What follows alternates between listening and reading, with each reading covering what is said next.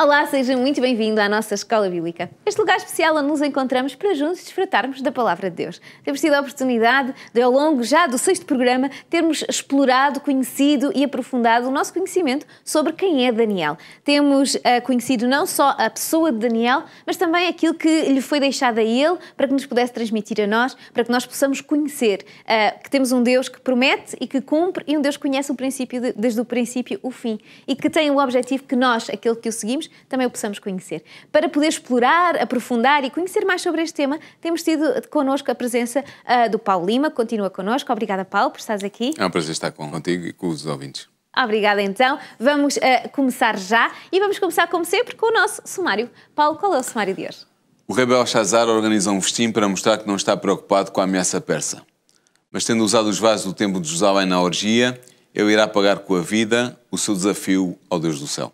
Temos aqui um momento, não é, em que alguém desrespeita a Deus e vai ter consequências da sua falta de respeito a Deus. Está documentado, está estudado, está apresentado este momento no livro de Daniel e vamos fazer então a abertura do debate sobre este tema através do próprio livro de Daniel, no capítulo 5 e no versículo 1, que diz: "E o rei Belshazzar deu um grande banquete a 1000 dos seus grandes e bebeu e vinho na presença dos 1000. Então, aqui vem-nos apresentar, vem-nos fazer a abertura, não é, deste capítulo, que é a abertura deste momento que é vivido, que é uma noite especial, é uma noite de conquista, e nesta noite de conquista de Babilónia há um evento, e que evento é esse? Conta-nos um bocadinho, nós já fizemos aqui a apresentação, mas conta-nos um bocadinho como é que é este evento. Sim, é assim, Belshazzar era o rei, era o corregente, já vamos ver mais à frente isso, era o corregente de Babilónia e ele estava sob a ameaça persa, que era uma ameaça real para conquistar o seu reino, mas ele não estava preocupado porque achava que Babilónia era inexpugnável, era invencível, e portanto ele decide fazer uma festa em que reúne 1000 dos seus grandes para beberem vinho, comerem e passarem algum tempo juntos. E durante essa festa há uma mão que aparece numa das paredes da sala, que era estucada, era em branco, e essa mão começa a escrever alguma coisa, escreve algumas palavras. O rei fica muito assustado e manda vir Daniel para interpretar o que estava escrito, mas nós já vamos ver isso mais à frente. Mas o que é interessante ver é ter em conta o contexto político e militar desta circunstância, desta noite. Ciro, o persa, tinha conquistado já a Média, tinha conquistado a Lídia, que é onde é hoje a Turquia, e estava a tentar conquistar Babilónia. Já tinha havido uma batalha junto de Opis, uma região em Babilónia, em que o rei de Babilónia, que era Nabónido, tinha sido derrotado por Ciro. O exército de Babilónia tinha sido derrotado e ele tinha fugido. Mas Belshazzar, que certamente tinha ouvido falar nisso, não estava preocupado. Só que durante muitos anos perguntou-se quem era Belshazzar. E perguntou-se porquê. Porque desde que o livro de Daniel tem sido estudado, desde o fim do século XVIII e princípios do século XIX, não havia noção de quem era Belshazzar, porque as fontes originais que estavam à disposição dos estudiosos, as fontes clássicas, não referiam Belshazzar como rei, Exatamente. mas era Nabónido que era referido. A história ainda não conhecia Belshazzar. Não conhecia Belshazzar. E, portanto, a sua historicidade foi posta em causa. Disseram, a Bíblia inventou esta personagem, que não existe em lado nenhum, e é mais uma prova de que a Bíblia são um conjunto de histórias inventadas. Era assim que era argumentado. Só que, entretanto, foram feitas escavações em Babilónia, na segunda metade do século XIX, e foram descobertas tabletes cuneiformes, ou seja, em escrita babilónica, com referências à história daquele período, e nessas tabletes foi descoberto o nome de Belshazzar. Nomeadamente, em 1861, foram descobertas algumas tabuinhas cuneiformes em que vinha o nome de Belshazzar. E depois, uma outra tabuinha cuneiforme foi descoberta, um conjunto de tabuinhas, em 1882, chamada a Crónica de Nabónido, que era o rei de Babilónia. Vem lá dito claramente que o rei Nabónido tinha associado ao seu reinado o seu filho, Belshazzar, e que Belshazzar não só era príncipe, mas era corregente com o rei do império. E, portanto, estava associado na realeza ao próprio Nabónido. E hoje nós temos cerca de 37 textos em escrita cuneiforme que falam claramente do nome de Belshazzar e atestam que ele existiu. Nomeadamente, há muitas tabuinhas que têm uma dupla cronologia, ou seja, são contratos ou são outros documentos, em que há uma referência ao tempo em que o documento foi escrito e há uma dupla cronologia, ou seja, há uma referência a Nabónido e a Belshazzar. E, portanto, mostra que Belshazzar foi realmente alguém que existiu, não foi uma invenção dos autores da Bíblia, mas é uma realidade histórica e, portanto, era Belshazzar que estava a organizar a defesa em Babilónia como corregente, quando Nabónido tinha ido com o exército combater os persas em Opis e tinha sido derrotado. Ok, então aqui vemos que realmente este homem existe, realmente faz esta festa e que durante esta festa acontece que de repente uma parede começa a aparecer algo escrito, não é? Sim. Há uma mensagem que é escrita nesta parede. Que mensagem é esta e o que é que ela significava? Sim. Para já é interessante ver a maneira como Daniel, que escreveu este capítulo, o capítulo 5 de Daniel, descreve a reação de Belshazzar. Belshazzar ficou aterrorizado. As expressões que Daniel utiliza dá a sensação, há muitos intérpretes que assim entendem, que Belshazzar perdeu o controle dos esfíncteres e, portanto, estava constantemente que os joelhos batiam um contra o outro, porque era algo sobrenatural que estava a acontecer. Ele não percebeu o que é que estava escrito, mandou ouvir os intérpretes, os caldeus, os sábios para interpretar e eles não conseguiram. E então a rainha-mãe, ou seja, a mãe de Belshazzar, mulher de Nabónido, e provavelmente filha de Nabucodonosor, entrou na festa. Ela chamava-se Nitocris, era o nome dela segundo as fontes clássicas, e ela aconselha Belshazzar a chamar Daniel, que estava afastado do governo de Babilónia, para vir interpretar, porque ele era alguém que já tinha dado provas de que era capaz de resolver qualquer mistério. Então Daniel é chamado ao lugar onde estava a escrita, no grande palácio de Belshazzar, e Belshazzar diz-lhe que se eu interpretar aquela escrita que estava enigmática, será o terceiro no reino. Porquê o terceiro? Porque Belshazzar era o segundo. O primeiro era Nabónido, o rei. Belshazzar, o príncipe, estava associado a Nabónido, era o segundo. E, portanto, ele só podia prometer a terceira posição a Daniel, caso ele executasse o que estava a ser pedido. Daniel vai claramente dizer que não precisa das ofertas de Belshazzar para nada. Censura Belshazzar, dá-lhe uma descompostura, diz-lhe que ele não tomou atenção ao que tinha acontecido com o Nabucodonosor, como estudámos a semana passada, em que Nabucodonosor tinha passado aquele problema mental, tinha pensado que era um animal durante 7 anos. Toda a família real sabia disso, Belshazzar também sabia, não ligou nada, nem percebeu que o Deus do céu, o Deus dos hebreus, era o Deus que controlava a vida dos seres humanos, e portanto Daniel diz que é por causa disso que tu recebeste esta mensagem. Só que há uma coisa, aqui um pormenor muito interessante. É que Daniel fala de Belshazzar como sendo filho de Nabucodonosor. Ou fala de Nabucodonosor como sendo pai de Belshazzar.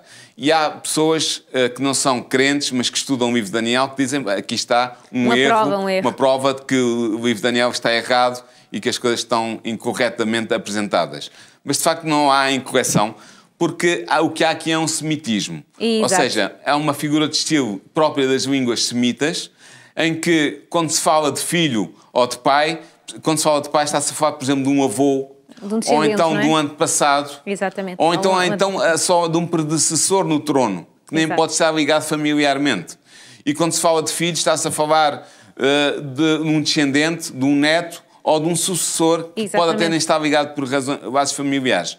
Por exemplo, quando se fala de Jesus, filho de Davi, Jesus não foi filho de Davi, foi descendente de Davi. Davi viveu 1000 anos antes de Jesus. Mas Jesus, como descendente de Davi, é chamado filho de Davi. Abraão não teve as estrelas em número. O número de filhos não foi por mais estrelas. Foi a descendência dele é que foi. Exatamente, é isso mesmo. Portanto, Belshazzar é chamado filho de Nabucodonosor e Nabucodonosor é chamado pai de Belshazzar, porque Nabucodonosor era provavelmente avô, era pai da mãe de Belshazzar. E de qualquer forma, mesmo que não fosse, ele tinha sido o que estava antes no trono. Exatamente, era o predecessor real de Nabónido e, portanto, também de Belshazzar. Mas qual é esta mensagem que vai aparecer na parede? Isto é muito interessante.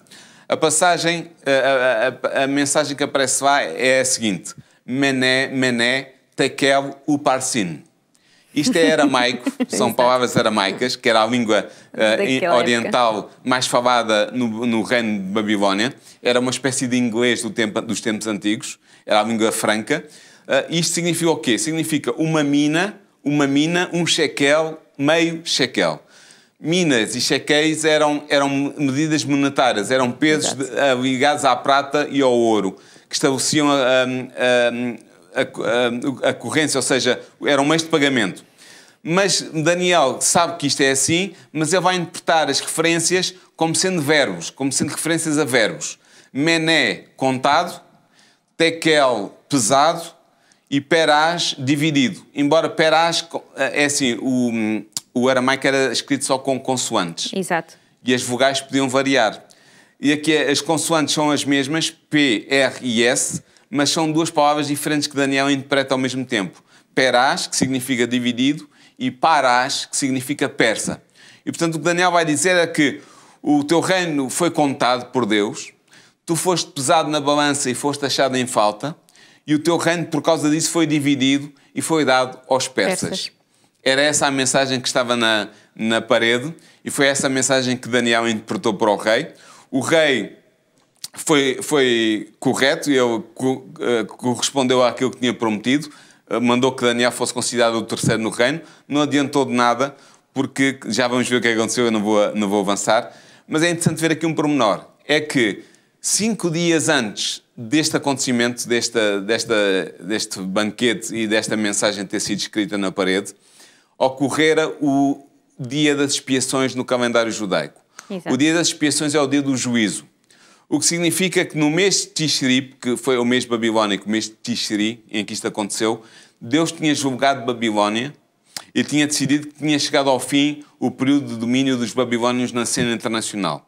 O que é interessante porquê? Porque é também o fim dos 70 anos prometidos por Jeremias e profetizados por Jeremias, em que seria o domínio de Babilónia, em que os judeus estariam submetidos a Babilónia. Esses 70 anos foram do ano 609, em que os assírios perderam a supremacia internacional para os babilónios, em que os babilónios ganharam a supremacia, até o ano 539, que é o ano em que este acontecimento está a acontecer, em que os persas vão capturar a Babilónia e vão pôr fim ao Império Neobabilónico e vão suceder ao Império Neobabilónico na cena internacional como potência hegemónica. Então vamos agora, vimos isto, vimos o que é que aconteceu, mas falta-nos saber aquilo que quase que nos disseste e depois Sim. mudaste de assunto, que tem Sim. a ver com o que é que acontece a Belshazar depois desta situação, não é? Sim. Ele reconhece, põe lá, mas será que ele reconhece mesmo? Qual é a atitude dele e o que é que lhe acontece depois? É assim, estamos em outubro de 539, os persas tinham ganho a batalha contra o rei Nabónido em Opis, como eu já referi, portanto os babilónicos perderam essa batalha. Quando os persas ganharam, avançaram em direção à capital do Império, que era a Babilónia, cercaram a cidade e, portanto, em outubro, no dia 12 de outubro, a cidade estava cercada pelos persas.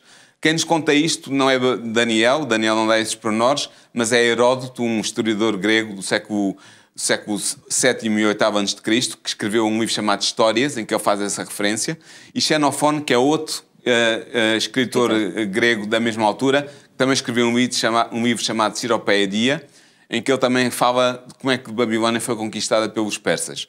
E o que aconteceu foi o seguinte: os persas não conseguiam entrar na cidade porque ela era muito bem defendida, tinha muralhas duplas muito fortes. Então o que eles fizeram foi, eles desviaram o rio que passava pelo meio da cidade, que era o rio Eufrates, desviaram o rio a jusante, a montante. A montante, sim. Portanto, desviaram o rio para uma espécie de uma albufeira que eles criaram.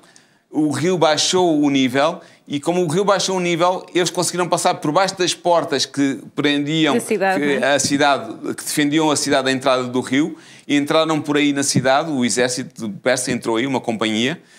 As portas que davam acesso à cidade a partir do rio não estavam fechadas, estavam abertas, e eles conseguiram entrar na cidade, descobriram onde é que Belshazar estava, e Belshazar foi morto nessa noite, dia 12 de outubro de 539 a.C. Foi morto às mãos do general Gobrias, que era o general que estava ao serviço dos persas. Parece que ele era babilónico, mas tinha-se passado para os persas. Estava a comandar o exército persa. E Gobrias mandou matar Belshazar. Porquê? Porque o filho de Gobrias tinha sido morto por Nabónido, que era o rei de Babilónia e era o pai de Belshazar. Então, Gobrias, para se vingar da morte do seu filho às mãos de Nabónido, decidiu ele mesmo matar Belshazar, que era o filho de Nabónido, e, portanto, Belshazar morreu aí. Nabónido, o que é que aconteceu a Nabónido? Ele tinha perdido a batalha de Opis, tinha sido derrotado pelo general ao serviço de Ciro, Mas ele fugiu, mas depois pensou, o que é que eu vou fazer? A cidade de Babilónia está tomada, eu estou sem exército, vou decidir apostar na misericórdia de Ciro. Então ele dirigiu-se a onde Ciro estava acampado, o rei persa, e entregou-se a ele. Ciro era um homem especial, nós sabemos pela história dele que era um homem com grandes valores, e Ciro decidiu perdoar Nabónido, e não só o perdoou, como o colocou como rei vassalo numa das províncias do seu império, na Carmânia, e Nabónido viveu o resto dos seus dias ao serviço de Ciro, tendo sido derrotado por ele, mas tendo sido aceito por ele como vassalo. E foi interessante porque conseguiu salvar a vida, apesar de ter perdido o império. Muito bem, aqui já fizemos um resumo daquilo que é informação, que é muito denso, sim, mas eu acredito que foi explicado com muita calma, com muita tranquilidade e foi fácil compreender. E isto tudo leva-nos a uma história, um momento da história da humanidade, um momento de uma história de pessoas que... de um Deus que avisa, que ajuda, que mais uma vez e que o homem cai e que depois vive com as consequências do próprio erro, que foi o que aconteceu com este povo. Isto vai-nos trazer informações que são importantes para nós hoje em dia. O que é que eu posso aprender com esta informação e pôr em prática na minha vida? Sim, o que nós podemos aprender é que nenhum pecado deixa de ser castigado por Deus. Ele pode não ser castigado nesta vida, mas Deus vai castigar todos os pecados que não forem arrependidos, do qual as pessoas não se arrependerem, e sobretudo, quando é um pecado que é feito, como diziam os hebreus antigos, à mão levantada, ou seja, um pecado para afrontar Deus, para desafiar Deus, a punição virá e vem com toda a certeza e ainda é maior do que um pecado comum feito por ignorância ou simplesmente por maldade. Essa é a primeira aprendizagem desta história. A segunda é que Deus é muito sério no tocante ao que é santo. Deus é um Deus santo e tudo o que está ligado a Ele, ao seu culto, à história do seu povo, algo que é posto como santo, Deus leva isso muito a sério. E quando há a profanação de alguma coisa que é santo, quando alguma coisa é tornada profana e deixada de ser santa ou ser considerada como santa, isso é severamente punido. Nós temos, por exemplo, 2 exemplos que eu agora está-me a ocorrer no Antigo Testamento em que isso aconteceu.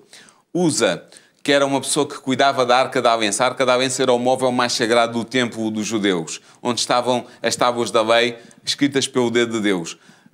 Houve um momento em que a arca foi transportada de um ponto para o outro ponto e Uza ia acompanhar a arca e ele, ao ver que a arca parecia que ia cair, tocou na arca. Deus tinha dito que ninguém podia tocar na arca, muito menos uma pessoa comum que não fosse levita. Uza não era levita. Ele morreu instantaneamente ao tocar na arca. Outro exemplo também que mostra como Deus considera as coisas santas e que não quer que elas sejam profanadas é o exemplo de 2 sacerdotes descendentes do irmão de Moisés, Arão, Nadab e Abiú, em que, em vez de usarem no templo o fogo sagrado que tinha sido acendido por Deus e que devia ser utilizado nos sacrifícios, usaram fogo estranho, ou seja, fogo não sagrado, fogo comum. Exato. Eles, ao usarem esse fogo, Deus condenou-os à morte porque eles foram incendiados pelo fogo que estavam a usar e morreram.